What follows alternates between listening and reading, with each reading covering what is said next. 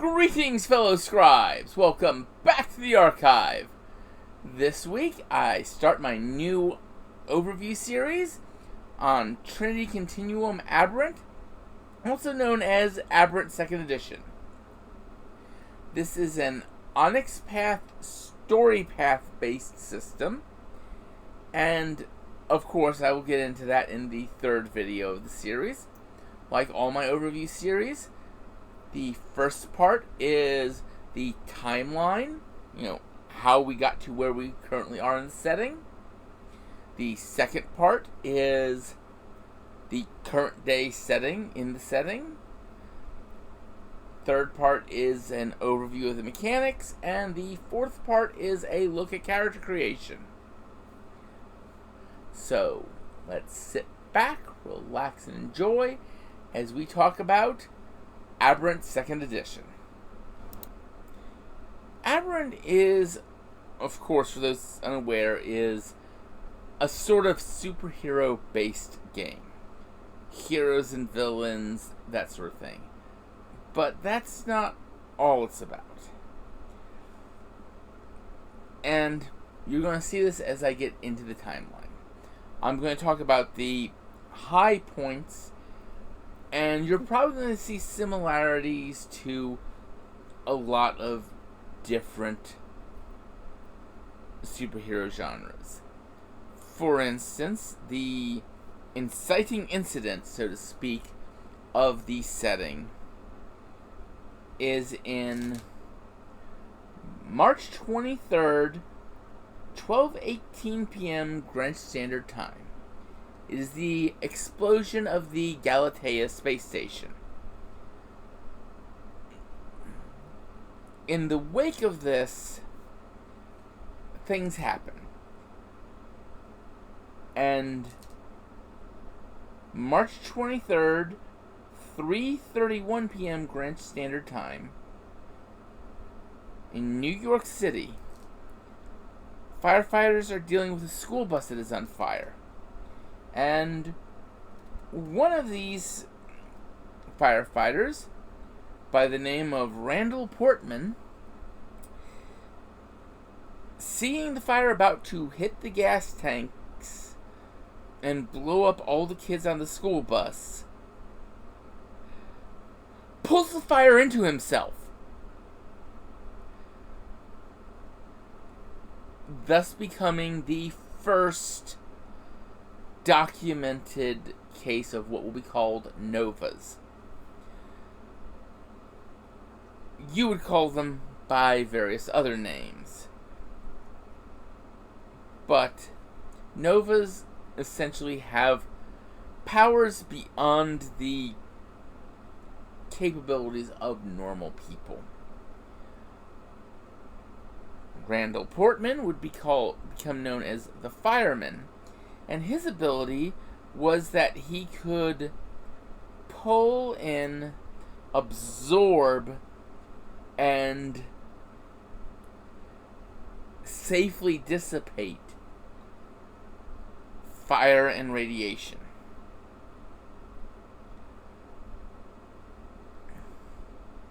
And that's why he became known as the Fireman.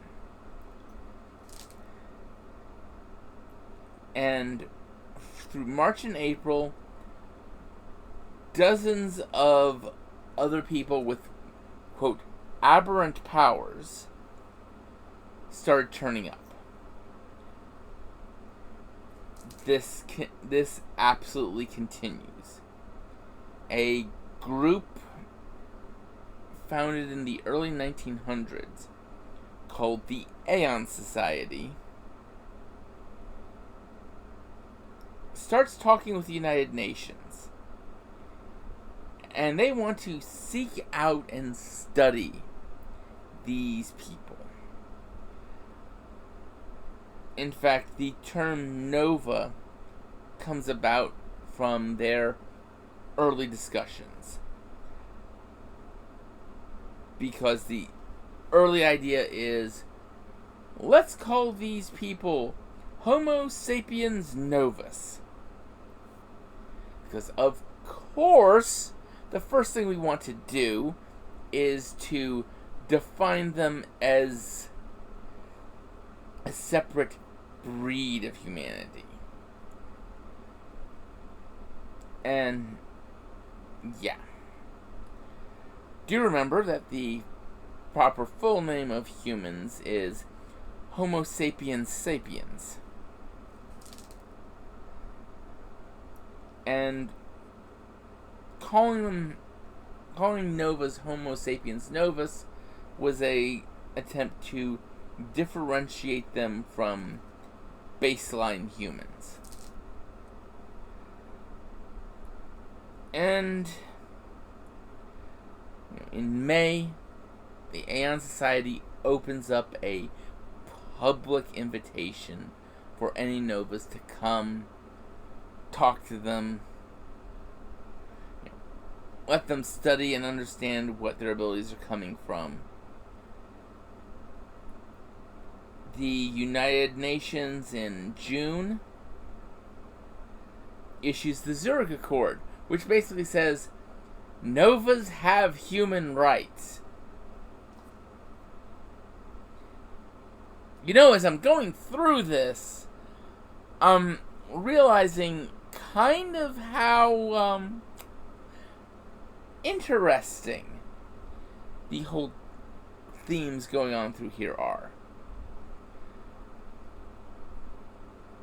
I should point out that the Galatea explosion in other superhero genres could be compared to things like the Big Bang that in Static Shock, the Battle of New York in Wild Cards,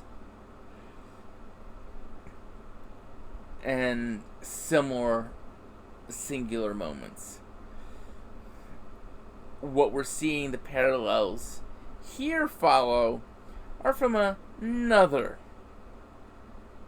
sort of giant of the superhero genre. Just saying. You can draw those parallels. But anyway, by July, the Aeon Society has created Project Utopia. It's ostensibly to go out there, get people working together. Getting the novas to use their abilities for good. And what's eventually going to be discovered by Henri Mazarin and Farah Rochaud is that novas have a node in their brain, deep in their brain, that allows them to essentially manipulate reality to a degree. And this will be called the Mazarin-Rochaud node. And by December 31st of 2018, the Aeon Society estimates that there are about 200 novas worldwide. 2019, Project Utopia unveils what they call Team Tomorrow in January. And their basic initial purpose is to go around to hot spots and deal with emergency situations. Like, oh gee, there's massive wildfires in California. The fireman's going there to damp them down, help them be fought. There's a nova who can control water. Oh look, there's an earthquake near a seamount. Let's get her over there to try and divert the upcoming tsunami. At least reduce its devastation. That sort of thing. And that's kind of what Team Tomorrow does. Now,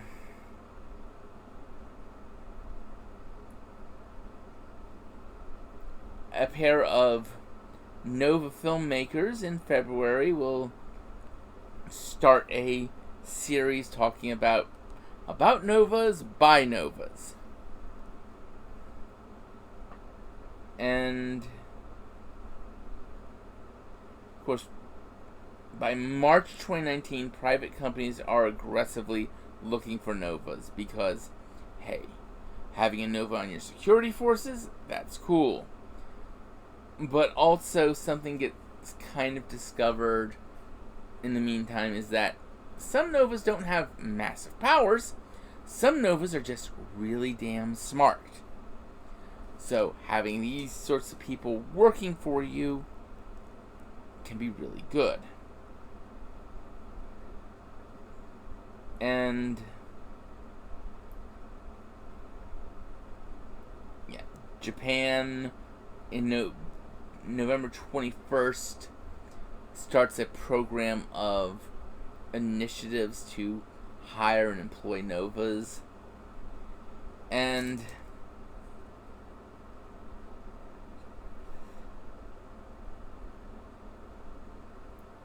despite the falling radiation from the Galatea explosion, by December 31st of 2019, there are 350 known novas.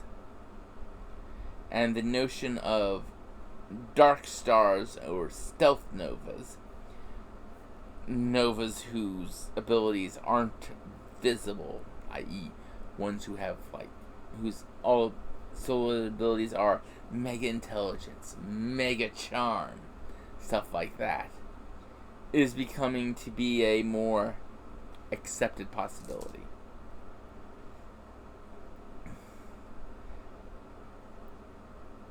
In 2020, two nova twins, Janos and Janice Terrigen,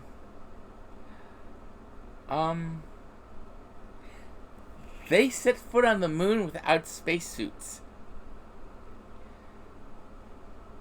because it's become possible it's become revealed that novas are capable of doing things like that. There's gonna be other novas who can teleport or in other ways enable relativistic travel and then faster than light travel.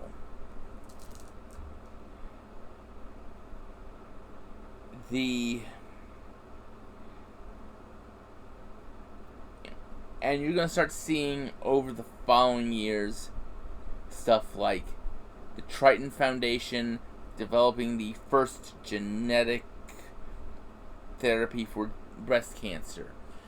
You're going to see cold fusion and then hyperfusion developed. You're going to see fabrics that react to the energy novas put out, the quantum energy novas produce. And various other massive technological leaps and bounds.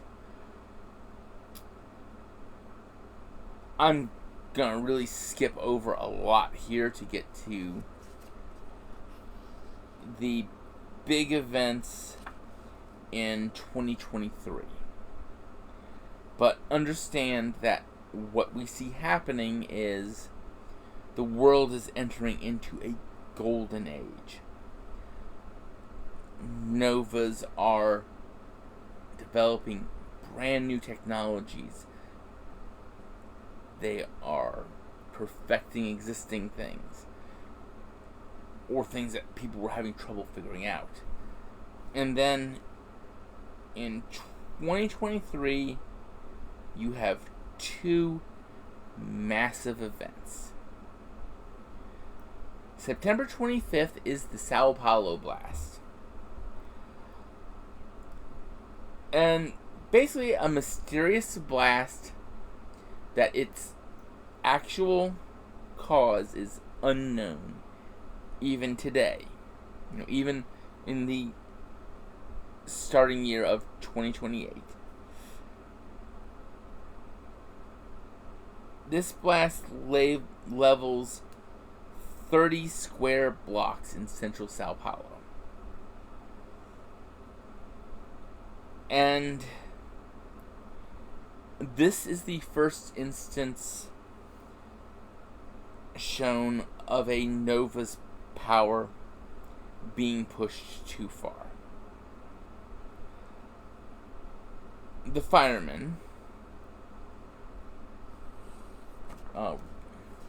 Ronald Portman, the first nova, he responds to the Sao Paulo blast, and he does successfully extinguish it. Now the thing is, this blast wasn't just fire. There was also radiation mixed in with it, so it could have been some form of a dirty bomb. It could have been something formulated specifically to kill the firemen. It could have been a accident in developing hyperfusion, which was perfected and released a couple months later. Either way, the end result was that the first nova died, putting out a fire. He was left nothing but charred remains because of how much energy he absorbed. A monument was, of course, built on the spot to honor his sacrifice, but that was a dramatic moment.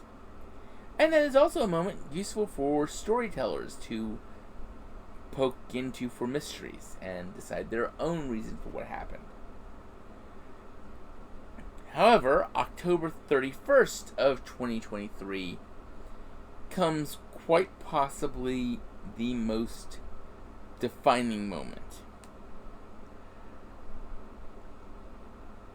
A nova calling himself Divismal. He basically recited a manifesto globally. And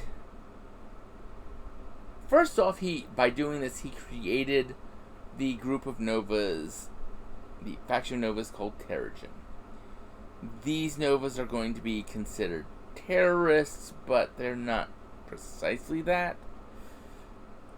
But the Null Manifesto is basically novas are superior to humans. Humans do not have a right to tell novas what to do or impinge in any way upon a nova's quest to master their abilities. And that is the philosophy of Terras and the Terrigen. And that is sort of the big moment. I should point out that by December 31st, 2024, the Aeon Society census reports 1,200 novas worldwide. Now, what happens in the wake of the Null Manifesto is, well, first off, you start getting nova terrorists who follow it.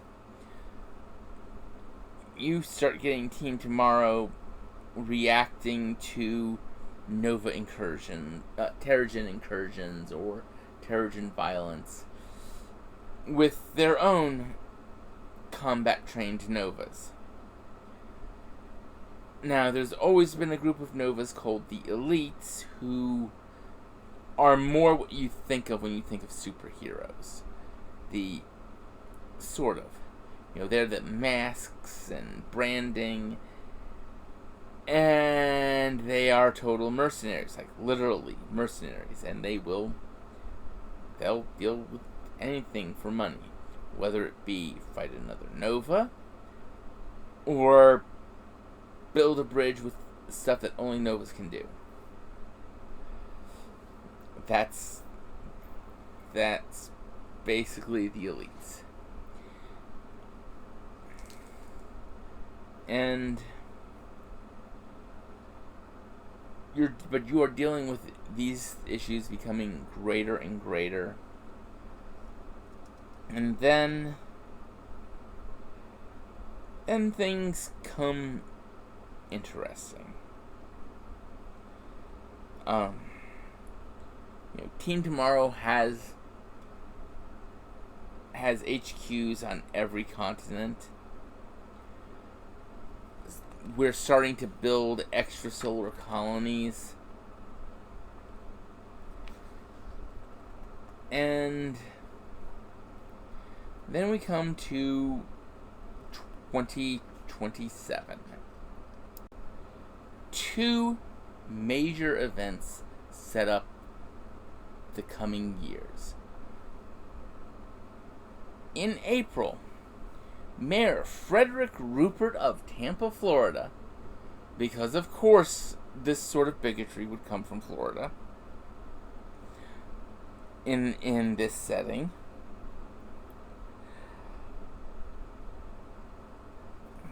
pushes through a local ordinance where he effectively bans the Nova terrorist organization Terrigen from Tampa city limits. In his fiery speech, he calls them aberrant freaks, as well as threats to public peace and safety. A few days after this, the Terrat Sluice is within Tampa and lets himself be peacefully arrested, and he is remanded to Project Utopia's custody. But May is where things really happen. The Terrat Gurion assassinates the mayor of Tampa City on behalf of all aberrants.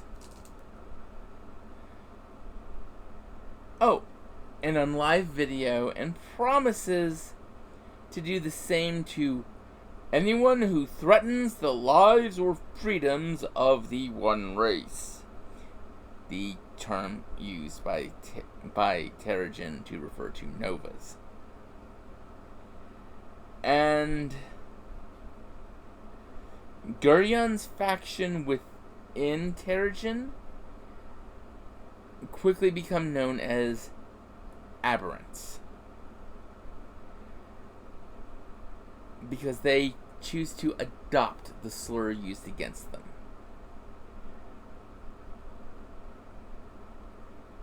And frankly, other members of Terrigen do not denounce, and many even sympathize with Gurion's actions, although some call it impulsive and ill-considered.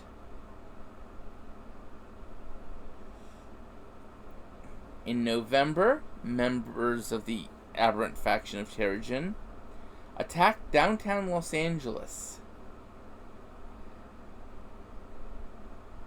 Their motive is never clear.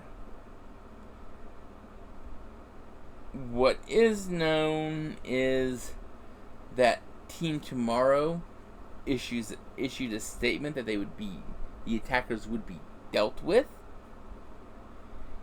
and that hundreds were killed in the attack.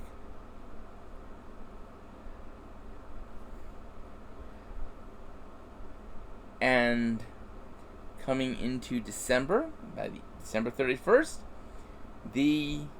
of 2027, the Aeon Society census reports 2,000 known novas worldwide.